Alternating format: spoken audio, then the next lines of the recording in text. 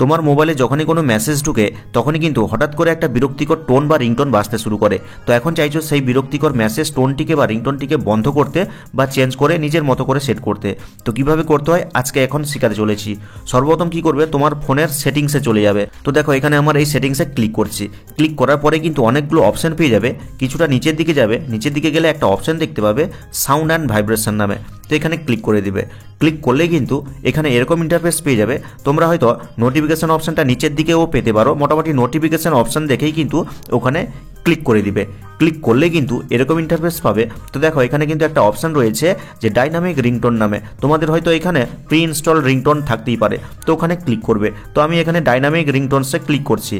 Click করার পরেই দেখো এখানে চারটা অপশান রয়েছে। একদম নিচে দেখো একটা অপশান রয়েছে নোটিফিকেশন নামে। তো এই নোটিফিকেশন অপশানে ক্লিক করে দিবে। ক্লিক করলে কিন্তু অনেকগুলো নোটিফিকেশন টোন কিন্তু তুমি পেয়ে যাবে। চাইলে এখান থেকে পছন্দের মতন সিলেক্ট করতে পারো, না হলে একদম নিচে দেখো একটা অপশান রয়েছে মেসেজিং নামে। তো এই অপশানে ক্লিক করে দিবে।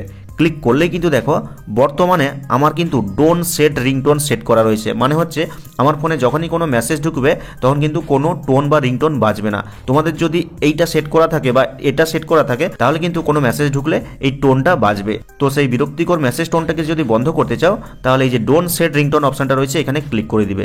ক্লিক করার পর ব্যাকে চলে আসবে। ব্যাকে চলে এলেই কিন্তু এরপর থেকে যত মেসেজ আসুক, সেটা ওটিপি হোক, সেটা হোয়াটসঅ্যাপ, ফেসবুক, ইনস্টাগ্রামের মেসেজ হোক, যে কোনো মেসেজ ঢুকলে কিন্তু আর ওই বিরক্তিকর সাউন্ড বা নোটিফিকেশন টোনটা কিন্তু বা রিংটোনটা আর বাজবে না, বন্ধ হয়ে যাবে। তো ভিডিওটি ভালো লাগলে লাইক করে চ্যানেলটিকে সাবস্ক্রাইব করবে, কমেন্ট করে জানাবে কেমন হলো আজকের এই ভিডিওটা। তো দেখা হচ্ছে পরবর্তী কোনো এই ধরনের হেল্পফুল ভিডিওর সাথে।